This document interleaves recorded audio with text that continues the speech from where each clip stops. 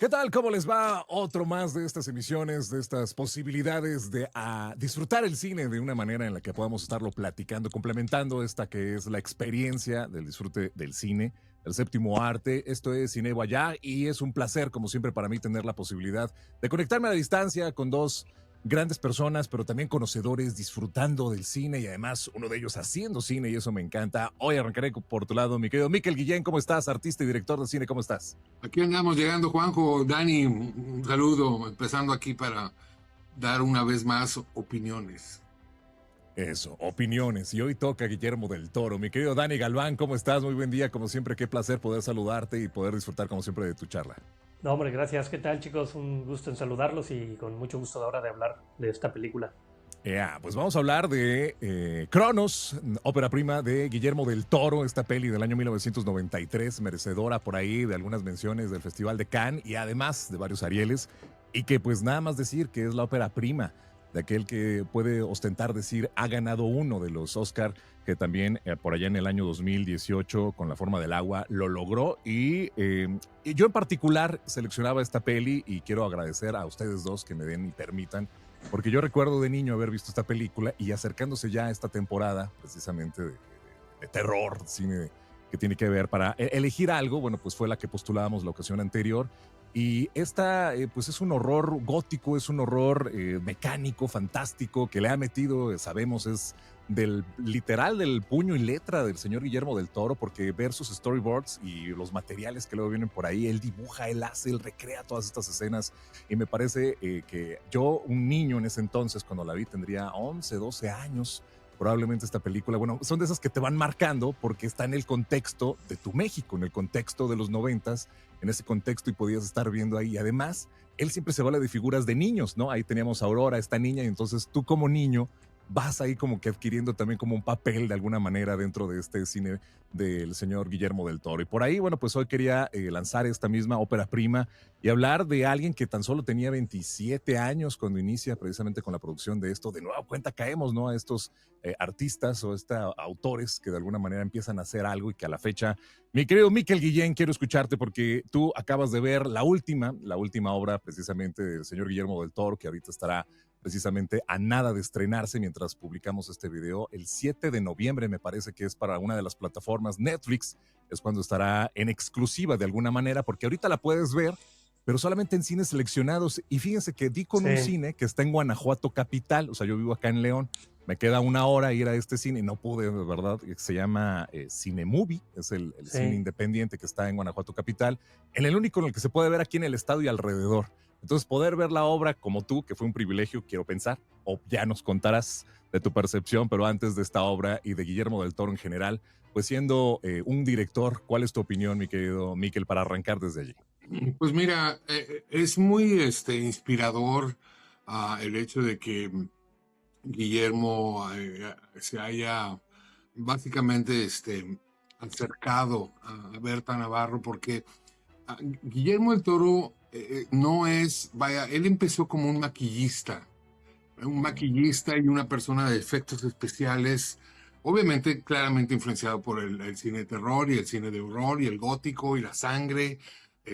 Y lo que es impactante es que es un guión muy sólido, muy fuerte, para alguien que tenía 29 años en su época, y que se acercó directamente a Berta y le dijo, mira, traigo esto, échame una mano.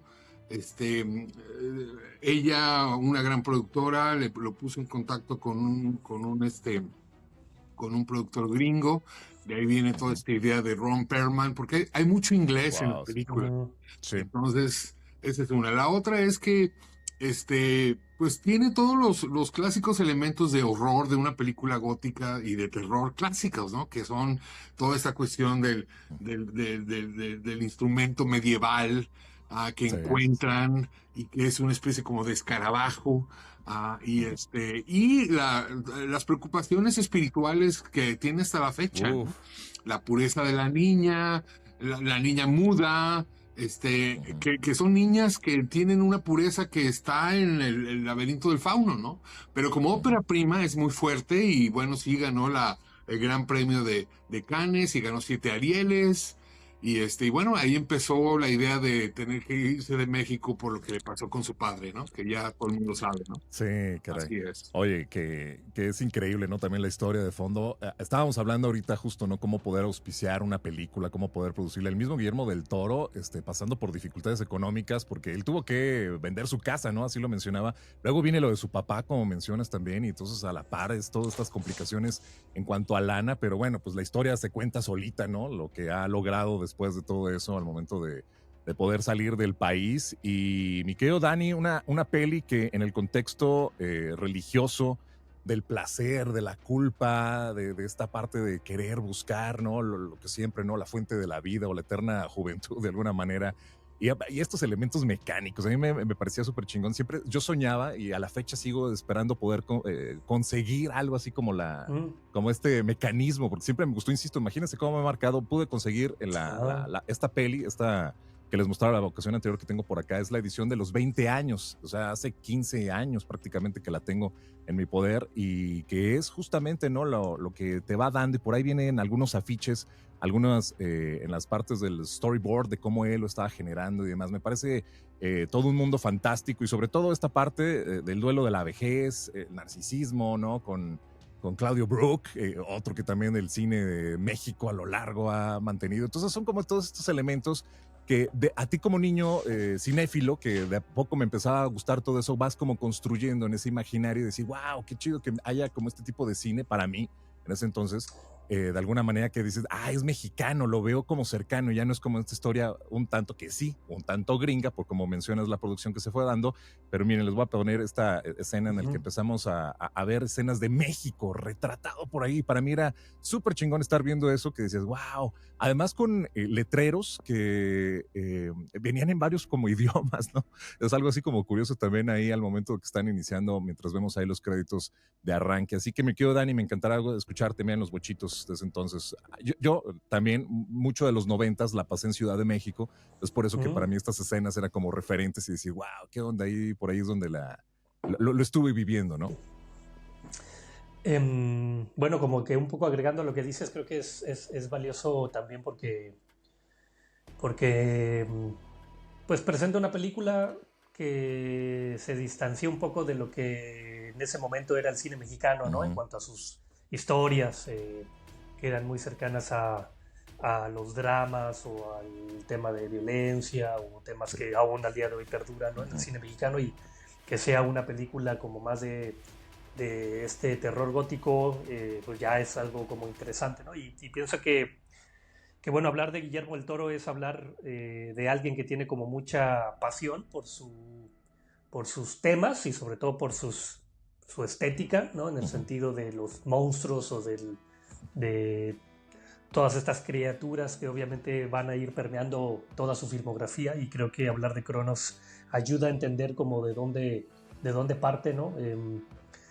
Creo que Cronos va a introducir todos los temas o los motivos que irán a lo largo de toda su filmografía, ¿no? Los temas de los monstruos, temas de la inmortalidad, de temas de cómo el ser humano se relaciona con el monstruo, cómo es un espejo de sus propias pues sus acciones, ¿no? De sus acciones horribles, todo este tema, inclusive de uno de los puntos que yo creo que serán los más fuertes de Guillermo del Toro en cuanto a su filmografía, que será el diseño de producción, ¿no? El que obviamente, como dice Miquel, parte él siendo maquillista y siendo y aparte él completamente fan del cine de terror de la Universal, ¿no? El Frankenstein, el Drácula, que yo creo que todo eso va a ir sembrando como los inicios en esta película, y luego, bueno, obviamente ahí será interesante contrastarla con su última película en cuanto a dinero, en cuanto a experiencia, en cuanto a todo esto, ¿no? Pero creo que si algo se puede decir de él es que es un fan, y es un fan genuino, ¿no? Yo nunca lo he sentido que intente ser algo más que ese chico que ama a los monstruos y trata de mostrarlos en la pantalla, ¿no? Y qué fascinación el poder llevarlo, ¿no? De esta manera a la cúspide a la que ha llegado, considero. Lo que mencionabas también, Dani, es esta transición de renovación del cine nacional en México. Me parece fundamental, como dices, en los 90s. Les voy a rápido nada más en el contexto, porque creo que muchos de los que crecimos empezamos a amar el cine desde muy chavos, ¿no? Mi papá veía, y tú recordarás, Dani, por acá tengo mucho del cine nacional, pero sobre todo la época del cine de oro, ¿no? Tengo incluso la filmografía. Ustedes disculparán, pero yo empecé a amar el cine, de este caso de la época del cine de oro, pero con Tintán. Oh, Mi papá le mega encantaba, entonces yo veía películas y tengo todas así, casi las 100 películas, ¿no? De Tintán, así en formato físico, y tengo por aquí afiches que tienen que ver con él, porque ese era como el amor al cine. Y después había otro cine de México, transicional, sí, Luis Buñuel, sí, empezar a ver a lo mejor películas con autores, pero empezaba ya también los 80s, 90s, y esa parte en la que tú decías, chins, ¿no? O sea, como chaval, el cine de ficheras, y tú ya decías como, pues esto no, aparte pues las temáticas no eran como para el niño, en este caso adolescente ya en ese momento.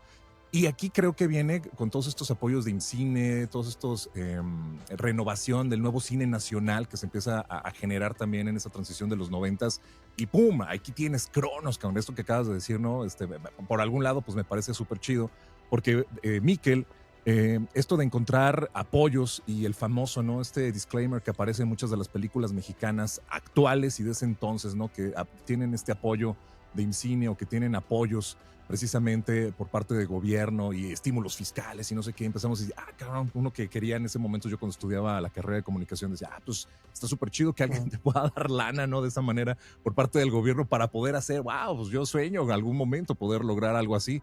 Pero toma la barbón, ¿no? Que estás viendo ahorita las de Omar Chaparro, las de Derbez y todas con sus super apoyos de este tipo de institutos, y empiezas a decir, güey, pues ¿a quiénes y cómo? Y obviamente no te vas a poner a las patadas con estos monstruos que finalmente muchos de estos son como filiales de Televisa, no sé de qué madres, para poder lograr este tipo de producciones que todavía obtienen esos estímulos fiscales. Entonces, ante eso, mi querido Miquel, pues me encantaría poder escuchar. No, perdón, Dani, tú también querías opinar algo, perdón. O sea, si quieren solo como un paréntesis, como agregando lo que estás diciendo, que me parece fantástico, porque sí creo que el cine del terror no ha tenido tanta presencia en el cine mexicano. Yo creo que el cine de oro es fantástico, y yo creo que sería muy bueno hablar en algún momento de Roberto Gabaldón, de Rogelio González o de Indio Fernández, ¿no? Como de grandes autores. Macario, claro.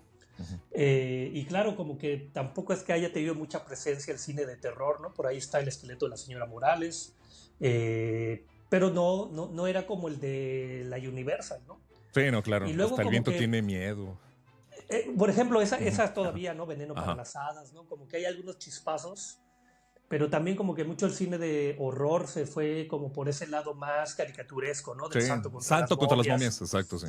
Entonces creo que por eso es relevante que Guillermo el Toro toma el cine de horror con una seriedad. O sea, sí se nota que hay un subtexto, que hay una intención de decir, está esta historia fantástica y estoy tratando de decir algo con ella.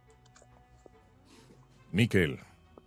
Pues mira, el problema es que, en mi punto de vista, es que los directores que intentaron hacer cuestiones de horror o de los que mencionaba Roberto Gabaldón, toda esa gente de esa época es una etapa. Y luego la época de los 70s con la Lucarda, que fue la más famosa mexicana. El problema del terror en México es que nunca fue realmente, en mi punto de vista, nunca fue realmente ni entendido, ni promocionado, ni hecho de una forma que tú dijeras, es realmente un género que se puede incluir. Cuando tú ves Cronos, tú ves el grito. Yo sentí el grito de Guillermo diciendo, yo me quiero ir de aquí, cabrón. Te voy a decir por qué. Por qué. Número uno, el actor principal es argentino. Número dos, la película habla en inglés, en una parte. Número tres, yo siento que él sabía o que quería que sí, independientemente de que Cronos es una obra maestra, como aquí la promocionan en Canadá, la promocionan como la película de horror en español. Entonces, él ya está gritando, quiero irme a Estados Unidos, porque sabe muy bien. Su carta de presentación, claro. Claro. El problema es que la carta de presentación lo llevó a tener que lidiar con Harvey Weinstein, que fue el productor de Mimic, y que se la pasó, pero terrible, cabrón. Entonces, esa es la cuestión. Él sabía muy bien, por eso la película se ve muy internacional. Inclusive las imágenes de la del mecanismo medio steampunk de la parte de adentro del escarabajo, haz de cuenta que es una película americana, cabrón, ¿no? A pesar que hay muchas escenas que están filmadas que se siente que fueron filmadas en 1993. ¿No? Pero así es clarísimo, ¿no? Pero también el diseño de producción de todo el lugar donde está Claudio Brook, para la época era súper adelantado, cabrón. Todos esos tonos grises y azules, y ese como especie como de lugar así medio frío, ¿no? Entonces, yo siento que sí, él quería irse, sabía muy bien porque yo siento que Guillermo es un niñote. ¿No? Es un niño así, el clásico niño. Que huele a hotcakes, dicen. Ándale, así que con sus monstruitos y bueno, la otra cosa que mucha gente no sabe es que en esa época del 93, él escribió un libro acerca de Alfred Hitchcock. Y habla de toda la cuestión técnica y cómo, en cierta forma, yo me imagino que él no trabaja mucho con los actores, que es muy Hitchcock, ¿no? Porque imagínate darle direcciones a Claudio Brook de venir de Buñuel, ¿no? Entonces yo creo que él los deja como Hitchcock les decía a ustedes, para eso les pagan y secretamente yo sé que ustedes son nada más un pedazo de ganado, ¿no? Pero porque siempre lo dijo públicamente que los actores eran como el ganado, ¿no? Y pero yo siento que sí hay una cuestión de niñote de Guillermo, inclusive hasta ahora. Hasta ahora todo este rol de Frankenstein es de un niñote, ¿no? De un niño. Ahora, lo interesante desde Cronos es que trae preocupaciones mortales, de la inmortalidad, de la religión, del catolicismo, y esas imágenes de la escultura. De la escultura que parece como si fuera un arcángel, sale en Frankenstein. Entonces, hay una continuidad terrible, porque acuérdate que esa cuestión de los monstruos tiene mucha cuestión de espiritualidad, ¿no? Y tiene mucha cuestión de la mortalidad, de quiénes somos realmente y quiénes somos ante los ojos de Dios, ¿no? Pero bueno, esa es mi sí, no. Totalmente, el sentido de culpa, el catolicismo, bueno, lo vemos, ¿no? En estas películas, el espinazo del diablo y el tema central que tiene esta película que es muy fuerte sobre la niñez. Acá de nueva cuenta como que aparecen de alguna manera en la forma del agua, si bien no es una niña, ¿no? También la protagonista, pues tiene toda esa inocencia de alguna manera por ahí implícita, sí, ¿no? El mutismo, ¿no? Totalmente. Sí, Dani, perdona. No, y el mutismo. Sí, claro, de no hablar, es correcto, que lo maneja en varias de estas, ¿no? Esta película de Cronos, ahí aparece precisamente el personaje de Aurora, ¿no? En este caso, que todos pensamos, y bueno, ¿por qué diablos no va hablando? Pero también lo fuerte que va marcando, como tú dices, ahí el contraste de las culturas. Porque si bien, como dices, en una película, poder estar escuchándola en dos idiomas, el poder estar viendo, en este caso, ahora un argentino como tal, que empieza, no sé como qué tipo de fetiche tenía también con Ron Perlman, ¿no? Porque lo recupera en más Hellboy. Películas, en Hellboy, es correcto, y también esta parte del vampirismo que lo va tomando, tanto en sus novelas, porque a través de él también empieza a escribir justamente como readaptando esta parte de fuerza. Ahí, en esta misma película de Cronos, en la versión en físico que tengo, viene todo detrás de cámaras, todo estas escenas, material extra que siempre vienen, y viene mucho en la parte en el que está mostrando cuáles son sus bocetos, y bocetos en los cuales como ya empieza a imaginar este tipo de monstruos que va a estar recuperando en otras etapas. Es decir, si salen hasta de Cronos como con ciertas, porque él también dibuja estas mismas criaturas, como tú decías bien, Miquel, él se dedicaba en ese sentido a lo que era el maquillaje, empieza a conceptualizar también, es decir, de manera muy artesanal, al dibujar, al empezar él incluso su cine experimental lo empezaba de adolescente como tal, ¿no? Con sus cámaras de Super 8, con monstruos de plastilina y cosas así que podías empezar a mover. Entonces desde ahí empiezas a decir, todo este mundo se va a ir creando, y como dices, es un niñote que creo que desde entonces ha podido hacer algo que es muy chingón para la época, de decir, esta es una fascinación que tuve desde chavo, que la puedo mantener y que a lo mejor se ha ido como madurando a lo largo del tiempo, a llegar a presentarse y tener, en este caso, pues en su vitrina, seguramente, ahí en su casa museo que tiene, porque es como una casa museo con todos estos monstruos, ahí también una estatuilla de Oscar, ¿no? Y poder decir, wow, llegué de todo esto, desde mis primeros muñequitos, a algo esculpido que significa tener ahora esta presea. Y aquí en este caso, las maquinarias que ustedes decían, que mientras vemos aquí a Lupi sostener, además Jesús Gris, el nombre, ¿no? Esta maquinaria de Cronos, cuando justamente sucede esto. Hablar de ese terror, de alguna manera, no sé si dentro de este cine gótico que él maneja de terror, también lo corporal pueda ser, porque esto también, la manera en cómo directamente sobre el cuerpo, estamos viendo muchas de las escenas, precisamente con este personaje, de escarbarse de la piel, empezar a quitarse, y una escena que para mí es fundamental y es muy chingona y que a mí me marcaba mucho con la sangre cuando era niño, y que por eso quería llegar a ahorita la voy a poner, la fascinación por la sangre. Desde aquí el vampirismo ya soltaba, ¿no? Que era algo que quería bien hacer notar el señor Guillermo del Toro. Y me paré un momento porque me acordé que tengo esto. Ajá. Es un tarot. Ajá. El toro. Oh, wow. Y está el... Qué igualito. Míralo, ahí está. El mago. El mago. Ahí está él, y ahí está el Cronos. Wow, yo creo que sí, o sea, el gran atributo de Guillermo del Toro para mí es el diseño de producción, o sea, todo lo que han estado diciendo, ¿no? Y ya propiamente hablando en Cronos, creo que obviamente por presupuesto pues va empezando con lo que puede, ¿no? Que mucho es el escarabajo y todo ese cuarto de Carlos, o sea, de cómo está diseñado, ¿no? Que ahorita decía.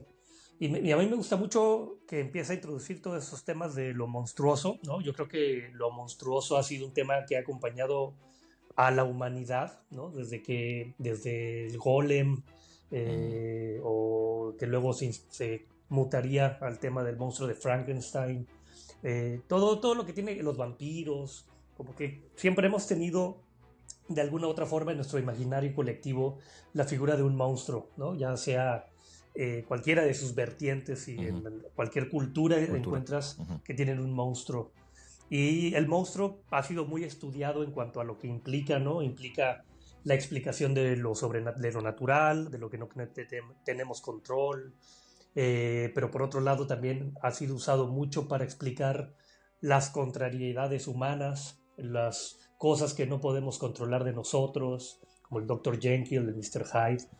Y yo creo que pues mucho de eso permea Cronos, ¿no? Permea porque tiene los temas de que Federico Lupi es una clase de hombre que aparte un poco hace reminiscencia a Christopher Lee, ¿no? O como a ¿cómo se llamaba el que hacía de Drácula? Bueno, de los monstruos de Universal. Lugosi. Sí, exactamente, ¿no? Entonces, inclusive cuando tú lo ves en el espejo, cuando ya está más joven, se supone, hace ese tipo de referencias. Sí, Vincent Price. Yo pienso que, como ya para entrarnos al tema, pienso que, claro, desde cómo comienza la película, Guillermo del Toro te está diciendo que esta película va a tratar sobre el tiempo, sobre la decadencia, sobre la mortalidad con los sonidos de los relojes, ¿no? Fuera de campo. Y que luego, pues por algo, Federico Lupi, pues es un relojero, ¿no? O sea, claro, vende antigüedades, pero durante todas las antigüedades hay relojes. Durante toda la película hay como relojes constantemente, ¿no? Y a mí, creo que una de las virtudes de la película que creo que sí se distancia como de estos otros personajes monstruosos, como también el retrato de Dorian Gray, ¿no?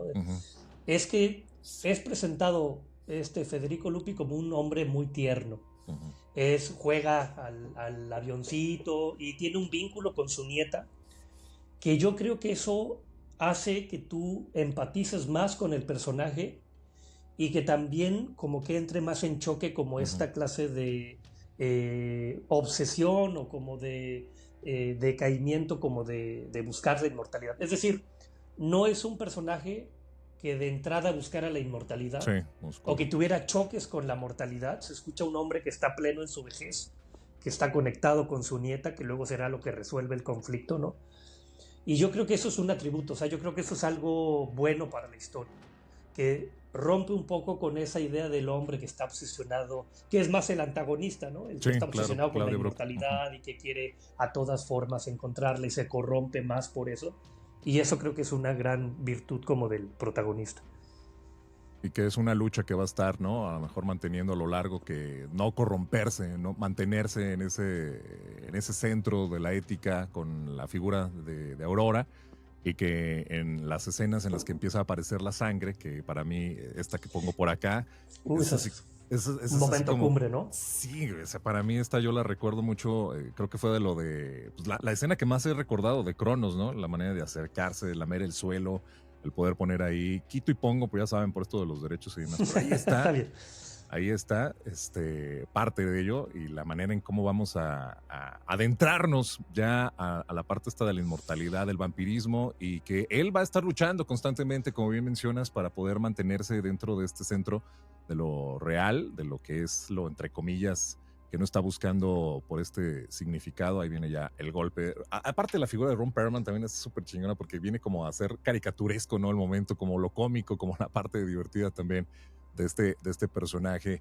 El cine de terror, ¿qué es lo que busca? Porque también veníamos de los 80s, bueno, 70s es las películas que de alguna manera empezaron a marcar cuál era realmente esto de hacer sentir. Desde Alfred Hitchcock, recordaremos a lo mejor con Psicosis, de este hotel y demás, empezar a ver crudeza de asesinatos, las reacciones, como tú decías, de alguna manera en una sala de cine, Miquel, lo que sucede en el espectador ante ver algo que es crudo, como un asesinato, que creo que Hitchcock en su momento fue como el que sacudió de alguna manera en ese sentido, quiero pensar, las audiencias, así como tal, las audiencias, e irse trasladando, luego pasar por todo este cine, ¿no? de exorcismos, o por este otro de Roman Polanski, un poco más como construido con el bebé de Rosemary, bajo otras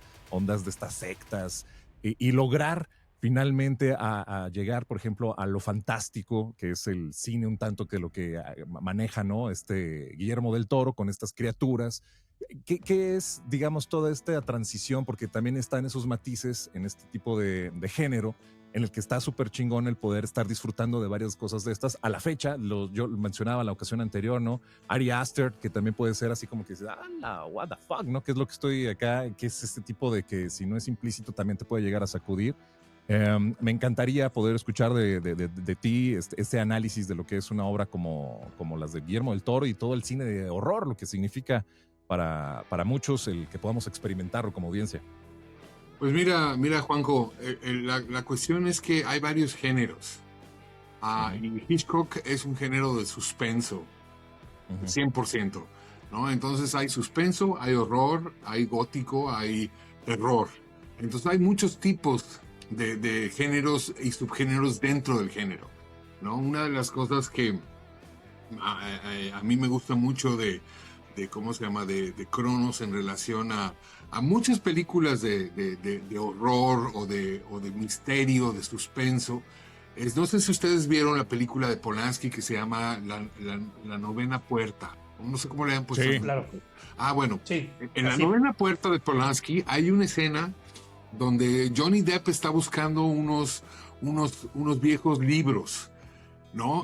Y entonces vemos claramente la imagen de una torre, ¿no? Entonces, todas estas ideas acerca del pasado ficticio del siglo XVII, del siglo XVIII, de cómo van creando la mitología para poder justificar de dónde viene ese terror, ¿no? Porque acá en Cronos, este artilugio viene del pasado que la niña encontró, ¿no? Entonces, ahí es donde, porque nadie se espera que ese escarabajo resulte que le agarre la mano, ¿no? Que salga y ¡pum!, le agarre la mano. Entonces, creo que hay muchas formas de...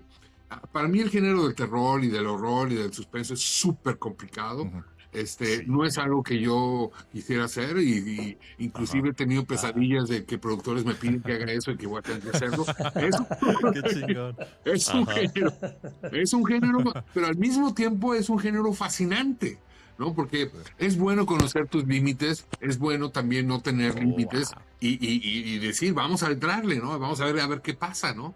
Pero sí es un género muy difícil. La otra cosa que es muy buena, que le ha ayudado mucho a Guillermo, es que es un género súper comercial, cabrón. Entonces, Sí. o sea, porque se nota, ¿no? Y ahora que vayan a ver Frankenstein me van a decir, tenía razón en el sentido que se ve, claro, se ve todo el dineral que le Claro. dieron, ¿no? Y castillos en Europa, castillos ¿cómo se llama? Sí, claro. En Escocia, para poder recrear lo más real y lo más auténtico, ¿no? Pero sí creo que es un género sumamente, este, difícil y con muchos Claro. subgéneros que son, o sea, yo no creo que nadie pueda lograr lo que Hitchcock logró ahora, ¿no? O Sí, sea, es claro. imposible, ¿no? Y con una línea muy delgada en caricaturizar, porque vienen luego todas estas jaladas de hacer lo que hicieron el verano pasado, Scream, bla, bla, bla, bla, bla, en el que vas a, sabes, güey, esto no me asusta y es una caricatura de lo que, o sea, la línea es tan delgada entre hacerlo bien a caer en esta parte de caricaturizar y hacer una de estas cosas raras. Ya, Sí, completamente. que a mí, como que bueno, y aparte actualmente este año en particular ha sido uno de los años, o el año pasado y este de los que el terror ha tenido más, como más éxito, ¿no?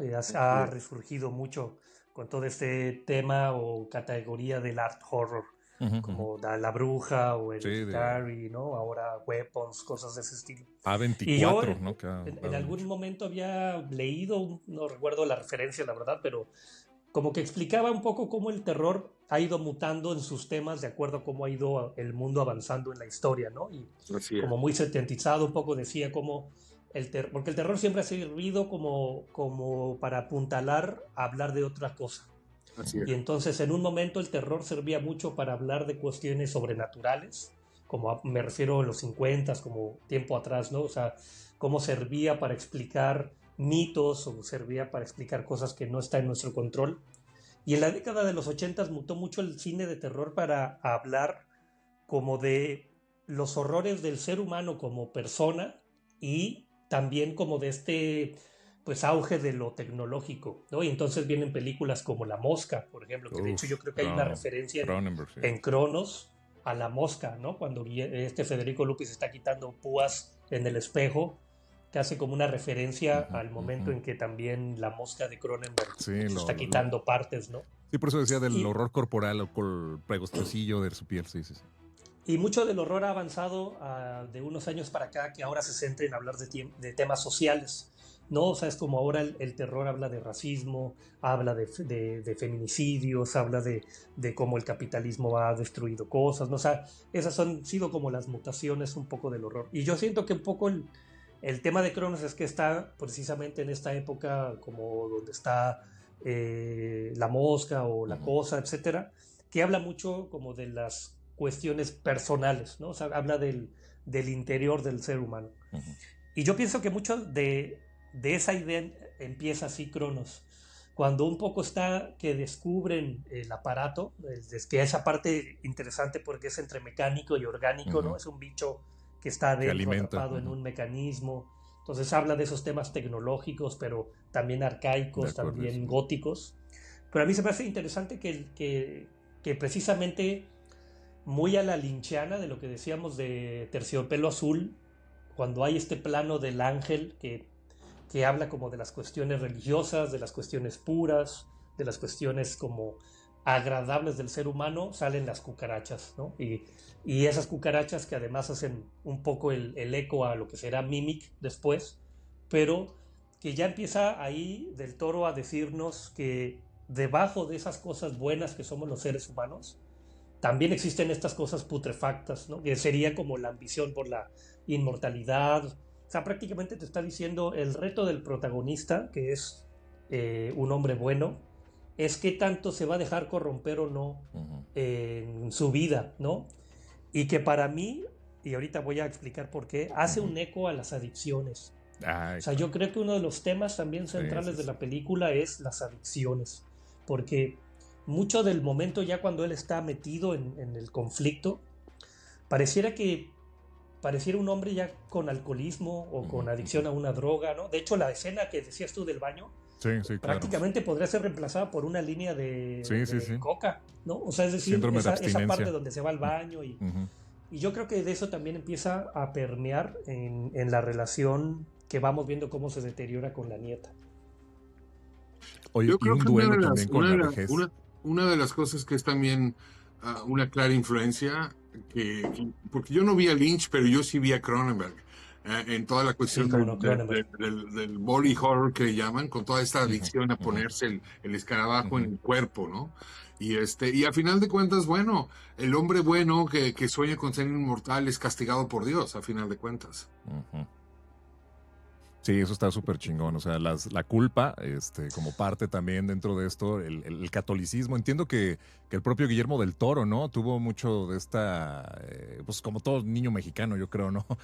Tuvimos en esa época de los 70s, 80s, e inculcarnos mucho, mucho, mucho, mucho eso a través de, y empezar a mostrar lo que tú decías de la adicción, mi querido Dani, me parece súper chingón porque ¿cómo luchamos? Digo, creo que bueno, México, en todos los países seguramente hay, ¿no? Este tipo de adicciones, como decías, a diferentes sustancias o en este caso alcohol, qué sé yo, pero hablar actualmente de este tipo de conductas adictivas en una película como esta, que también, estaba viendo esta escena que también me encanta, cuando sale Plutarco Asa, es Ay, súper cómico, esto también sí, el acá, me bichín, ¿no? distrajo, disculpen, es buenísimo también acá el poder meterle este tipo de descansitos, ¿no? A lo que Sí, es está un buen haciendo. personaje, es una gran escena eso. Sí, tanto él como Ron Perlman que rompen en este tipo de cosas, me encanta. Y que bueno, ahí se justifica cómo vivirá. Hablar entonces de esta manera de la búsqueda, el costo, a lo que voy eso, que está mostrando este personaje particular, es decir, vas a ser inmortal, pero tendrás estas nuevas apariencias, tendrás un deseo por la sangre y al momento en que incluso a Aurora le ve correr, ¿no? Un hilo de sangre, es donde se detiene este impulso y es donde creo que genera todo esto en el personaje al romper el mecanismo.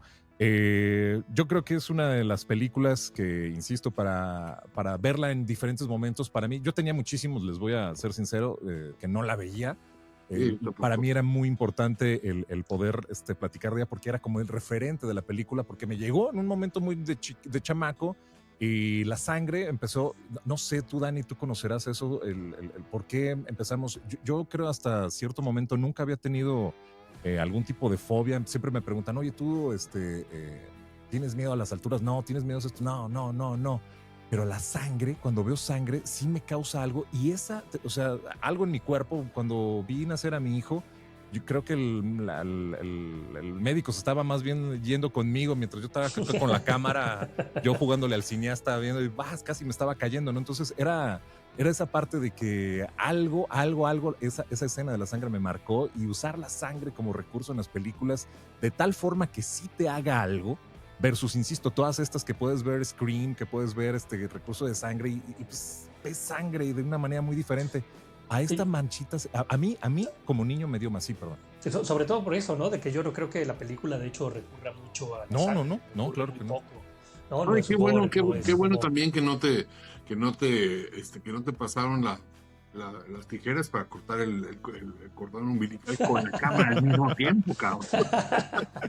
Sí lo hice Sí. y lo erré varias veces. Lo hice despacito, ya luego les cuento, pero lo hice despacito y todo mal y hice como 5, 6, 4 cortes y dije, no, ya no, ya no. Pero sí, fue una cosa horrible. Yo pienso que tiene más impacto porque precisamente hay un tema de trasfondo. O sea, A yo ver. creo que cuando es el gore, Ajá. claro, Sí, a mí no exacto. me gusta nada porque en verdad sí, Sí, el no Slaughter, le todo encuentro ese sentido rollo. y además Sí. me perturba. So, Pero claro, muchos dice que el gore es como más como el porno, ¿no? O sea, es decir, como que no tiene nada más que es verlo. Sí. Y en este caso yo creo que como si hay una clase de subtexto, una clase de planteamiento que tiene que ver con el conflicto. Sí. O sea, lo que implica ese momento de la sangre es Muy como bien. el deterioro de un hombre. O sea, Wow. lo ves, has visto a este hombre jugar con su nieta, ser muy afable, ser un buen esposo, le gustan las cosas, pues digamos, tiernas. Y luego lo ves lamiendo una pequeña gota de sangre, dices, híjole, es como cuando ves a alguien que admiras y de repente lo ves drogando, así dices, Dios mío, cabrón, ¿cómo llegaste a esto, cabrón? Sí, Y yo creo que eso queda, hay un momento en la película que yo lo tengo registrado como en el 38-30, Ajá.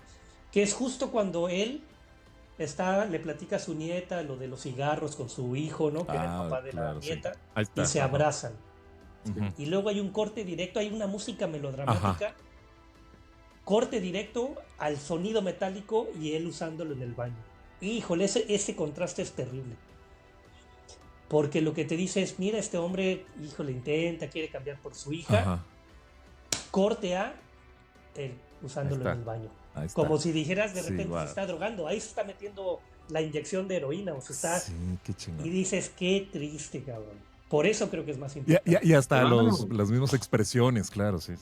Claro, pues es que somos muy complejos, Dani, no te lo tengo que decir. Sí, por supuesto. Entonces, Sí. esas cuestiones de tener varios tipos de identidades o varios tipos de acciones. Tras la puerta, ¿no? Es esto, Sí. o sea, en mi soledad esto soy. Ajá. Claro, es como los narcos que van y me acribillan y al día siguiente van a la iglesia, ¿no? Es terrible. Exacto. Claro. Sí, totalmente. Sí, esa dualidad. Qué chingón, qué chingón. Oye, está aquí súper marcada. Hay otra escena que yo también quisiera puntualizar acá. Ujú. En los años, un año después de que se estrenara precisamente esta, digo, no vale la pena mencionarlo como tal, pero soy fan de ese personaje. Esta escena en la que se da una pelea, digamos ya hacia el culmen, aquí vemos, en una azotea, ¿no? Claro. Por allá en los años noventas, después precisamente de la dirigida por Del Toro, Alex Proyas, por allá en el 94 sacara, ¿no? El Cuervo, o sea, fue un, miren, el hijo de Lee, de Bruce Lee. Sí, exactamente, de Bruce Lee. O sea, o sea, se me hace súper chingón porque no sé, digo, yo sé que está hecha de una novela gráfica, pero pues esta parte era como muy, para mí siempre era mimetizar, ¿no? Es ver estas escenas acá sobre el anuncio neón y demás, y una pelea, nada más aquí faltó la lluvia y demás. Además, creo que es como muy de este cine chido de lo que se atrevía en ese entonces, como mencionabas, Miquel, a que no pareciera cine mexicano, a que no pareciera, o sea, que estabas haciendo otra cosa, güey. O sea, al momento de meter una épica de una batalla, o sea, ya lo estás convirtiendo también en algo de acción, en algo acá súper chingón, en algo que está... Que para mí está un poco de más, en cuanto a la película. Pero sí, ya la pelea forzada. O sea, es que para mí, deja tú la pelea forzada. Yo siento que el antagonismo del personaje era con el... claro, con Brooke, o sea, claro, sí. Porque era la lucha ideológica de seguir siendo bueno o corromperme para la inmortalidad. Sí, totalmente. Y creo que Ron Perlman realmente era como simplemente el matón, ¿no? O sea, no era como... No esta fue estética. Con él. Ajá, esta fue estética visual meramente, ¿no? Correcto, sí, exacto. Sí. Pero volvemos a lo mismo de la idea de la parte de la internacionalización, es decir, Del Toro sabía muy bien que poniendo a un personaje principal siendo mexicano, haría automáticamente la película mexicana, número uno. ¡Wow! Porque poniendo a Lupi le quita la nacionalidad a la película. Eso es muy importante. La otra cosa que es muy importante es que, ¿cómo es posible que tenga un carro Peugeot? Sí, o sea, te está diciendo, estas son las influencias de mi niño, porque yo quiero hacer una película que no parezca, que no tenga nacionalidad en cuanto la ves. ¿No? Lo cual es una intención internacional, o sea, quitarle lugar. Y con todos estos anuncios en diferentes idiomas, porque están ahí en ruso, en árabe y demás, estos panfletos que por ahí aparecen. Sí, de hecho, más allá de los planos de establecimiento iniciales, no sabes que es la Ciudad de México. ¿No? No sabes que estamos en México. Claro, exactamente. Wow, muy bien, buena. No, porque la única relación directa con México es Margarita Isabel, porque la vimos en todas las películas de la época. Exacto, pero de ahí en fuera todos los demás. Sí, correcto. Wow. Oye, pues una película, no sé cómo para ir cerrando, que bueno, pues da para hacer tu ópera prima, ¿cuánto se pueden jactar para que esto pueda ser así, como referencia? Ahí está justo, ¿no? Lo biológico, lo mecánico, las referencias que hacías, Miquel, precisamente de estos trabajos muy bien logrados para la época. Obviamente hablemos de efectos especiales reales, o sea, ahí, ¿no? Que no son CGI, que no son animaciones, que en ese entonces son un poquito más crudas, pero el stop motion que así mismo manejaba el propio Guillermo del Toro, o sea, era algo mecánico, algo que estaba sucediendo por ahí a escala, y que puede ser seguramente algo de lo que ahora, haciendo esta referencia, que me gustaría mucho escucharte, porque, insisto, estamos a nada.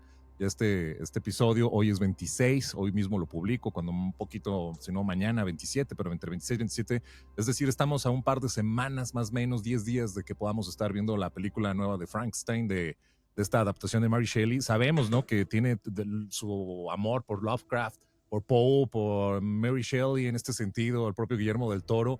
Jugarle a hacer una adaptación de donde viene prácticamente todo tu influencia es como algo, considero que debe ser de mucho cuidado para poder lograr hacer algo que tú estés contento, pero ya hemos platicado en otras ocasiones y vamos a meterle ahí la jiribilla, cuando tienes los mecenas detrás, ¿no? Ahí susurrándote el oído, agarrándote de donde puedas, porque qué es lo que tienes que hacer entonces con esa obra y cuáles son tus impresiones, mi querido Miquel. Danos primicia de lo que pudimos.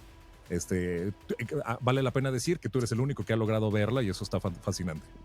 Pues mira, yo creo que la adaptación como buen escritor de Del Toro, porque es un excelente escritor, es realmente una de las mejores adaptaciones que yo he visto. El valor de la fotografía creada por el danés Dan Lausten es buenísima. La iluminación tiene muchas referencias a las pinturas del siglo XVII, siglo XVIII. Los personajes están muy bien diseñados, tanto físicamente como interiormente. Los diálogos están muy bien. Es una superproducción increíble. No quiero dar spoilers en cuanto a mis opiniones personales, porque, en fin, pero sí creo que vale la pena que la vayan a ver, no porque es Guillermo, sino porque es posiblemente una de las mejores historias, de las mejores adaptaciones de Mary Shelley, que es una obra básicamente maestra. Claro. Yo, como buena persona de vanguardia, me molestan las cuestiones clásicas, pero la tuve que ir a ver porque el fotógrafo de Cronenberg con el que estoy trabajando quería irla a ver para poder decirle a su amigo que conoce a Del Toro que ya la vio. Entonces, ahí nos quitamos 3 horitas, pero sí creo que es una película muy bien hecha, muy bien dirigida, muy bien ambientada, y pues ya espero escuchar sus opiniones pronto, ¿no? Qué chingón. Esperemos que sí, pronto. Sí, porque ya a nada para poder, entonces ya con esa antojas todavía más bajo esta premisa y aparte esta actriz, ¿cómo se llama? La de Maxine, que es Mia Goth. Mia Goth, ¿no? Que también, o sea, me parece, no sé, creo que... Chulada. Sí, o sea, digo, dentro de lo que hace exactamente, porque fue señalada, si mal no recuerdo, en esa trilogía, no sé exactamente de cuál, pero sí fue en la de... creo que fue en la de Pearl, ¿no? Cuando termina así con la sonrisa esta forzada de que le dio los madrazos reales a su compañero actor, ¿no? O sea, que no cuidaba y que de hecho hasta el propio vato dijo, oye, quiero demandarte por violencia y no sé qué más. Entonces me llama mucho la atención poder ver la película, evidentemente por todo eso y mucho más, y además evidentemente por Mia Goth. Así que, oigan, pues por esta película, algo con lo que quieran cerrar para esto que hemos dicho. Yo sé que he traído muchas pelis del recuerdo porque finalmente son las que en este complemento, pero me encanta poder estar platicando también de las películas y propuestas. Para cerrar con esta, decir de lo ópera prima de Guillermo del Toro, en pocas palabras, es una chingonería para mí y me gustaría escuchar ya su cierre finalmente para poder invitar a la audiencia a que pueda volver a recuperar y buscar a Cronos. Pues yo pienso que vale, como todo, ¿no? Mucho la pena. Yo creo que pues rara vez vamos a hablar aquí de una película que no nos guste, ¿no? Porque obviamente las vamos recomendando nosotros. Pienso que es valiosa por lo que ya dijimos y además como arranque para entender el cine de Guillermo del Toro. Yo personalmente no soy tan afín, o sea, yo no soy una persona que me declare fan de Guillermo del Toro, pero sí, obviamente creo que es sobre todo una persona muy fiel a su deseo, ¿no? Él filma lo que ha querido, ¿no? En cuanto a su deseo de monstruos y todo lo que decíamos de fantástico, yo creo que lo logra a veces muy bien, como obviamente fue en el Laberinto del Fauno, en el Espinazo del Diablo. Creo que ahí lo logró y son sus obras, yo creo que más importantes. Y luego lo hace, creo yo, muy mal, como quizá fue La Cumbre Escarlata, que yo no la tolero, o como la de Mimic, que también me parece que bueno, ahí hubo más cosas de por medio, ¿no? O estas de Pacific Rim, que bueno, que a mí me divierte, pues, pero no soy fan de ellas, ¿no? Entonces, pero aún así creo que es muy fiel, es muy genuino, es alguien que tú lo ves y él no, pues no está haciendo algo que lo obligaron a hacer, ¿no? Es algo que él quiere hacer, y creo que si a ti te gusta como ese tipo de cine como fantástico, como monstruoso, como sobre todo con todo este tema estético, pues es muy interesante ver desde dónde comenzó. Estimado Miquel, Pues mira, de Guillermo del Toro. Yo creo que yo también como Dani, yo no soy fan de Guillermo del Toro, pero sí reconozco que es alguien que ha hecho lo que quiere hacer. Creo que es una especie como de una especie de Boris Karloff de niño. Haz de cuenta como los directores de terror de los años 20, haz de cuenta, pero ahora, ¿no? Entonces, entonces ha hecho lo que quiso, como quiso y cuando quiso, y creo que eso tiene un valor muy importante.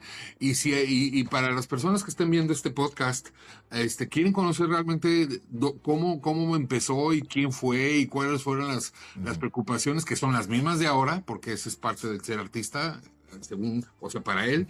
Y creo que es muy válido, ¿no? Yo no soy no solamente no soy fan del Toro, pero no soy fan del terror en sí, en general, ¿no? Es un género que no me hace que me levante en la mañana.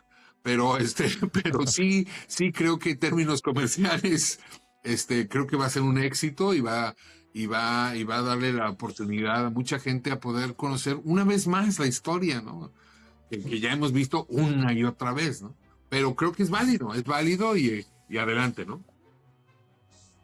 Chingón, pues ahí queda entonces esta cierre para esta emisión, y pues ahora a frotarnos manos. ¿Cuál es el siguiente platillo al menú que vamos a echar acá a este espacio? ¿Quién le toca?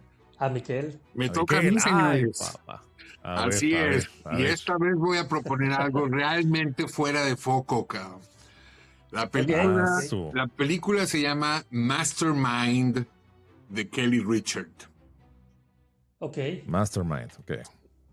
En esta ocasión voy a dar un parteaguas con una idea de que si no la encuentran en una semana porque es relativamente nueva, sí, ¿verdad? díganme y yo la cambio a la semana y ya la presentamos la siguiente, Okay. ¿no? Bueno, intentaré encontrarla. Okay. Sí, ¿verdad? Sale ¿cómo se llama? O'Connor, ¿no? Es el actor. Es exactamente. Es esa, ¿verdad? Es esa. Exactamente. Es un ladrón. Es un ladrón, básicamente. Perfecto. Entonces sé cuál es, pero no la he visto. Voy a intentarla encontrar. Perfecto. Pero sí avísenme si no la encuentran para cambiar la película. ¿Tú ya la viste? No la he visto, por eso la quiero. También estás. También. Hay que casarla. Claro, porque es una mujer, es una directora muy interesante. Entonces creo que vale la pena. Excelente. Perfecto. Bien, encantado. Pues ahí queda entonces. Así quedamos, amigos. Es un placer poder disfrutar del buen cine y del cine de autor con ustedes y en este ejercicio. La invitación es para que puedan compartir de pronto estos espacios aparentemente perdidos en una inmensidad de tantas propuestas de estos, que insisto, pues no desvalorizar lo que hacen otros, pero pues en este sentido uno le adquiere el valor. En este caso, bueno, pues a estas tres perspectivas. Creo que las otras son más de venderte una idea, ¿no? Sabemos todos estos Y pues sí, tienen una gran explosión. Entonces a ti, si te ha interesado compartirlo, a nosotros nos ayudaría muchísimo si has llegado hasta acá y te agradeceremos infinitamente. Algo que funciona mucho también, insisto, es a través de los comentarios. Pongan aunque sea una carita, manita arriba, manita abajo, lo que quieran. Eso sería muy chingón para nosotros para poder estar saliendo, digamos, en las recomendaciones de este famoso algoritmo al que estamos todos sujetos a través de internet, para que pueda así entonces hacer llegar a los demás. Y eso sería fantástico también poder encontrar por otro lado también, mi querido Miquel Guillén, ¿dónde te pueden encontrar así a través tanto de tu trabajo como a ti mismo, brother? Pues mira, básicamente dos, pueden googlear mi nombre y pueden miquelguillén.com, básicamente. Chingón, y poder ahí estar disfrutando. Mi querido Dani Galván, también contigo, hermano, ¿en dónde? Pues según un pequeño espacio en Instagram que se llama Mente Cine. Y ahí hay pequeños análisis de clips de películas. Es un placer, de verdad, poder disfrutar de estas películas y como siempre poder estar platicando con ustedes en este espacio. Un abrazote enorme y muchísimas gracias como siempre por su tiempo, chicos.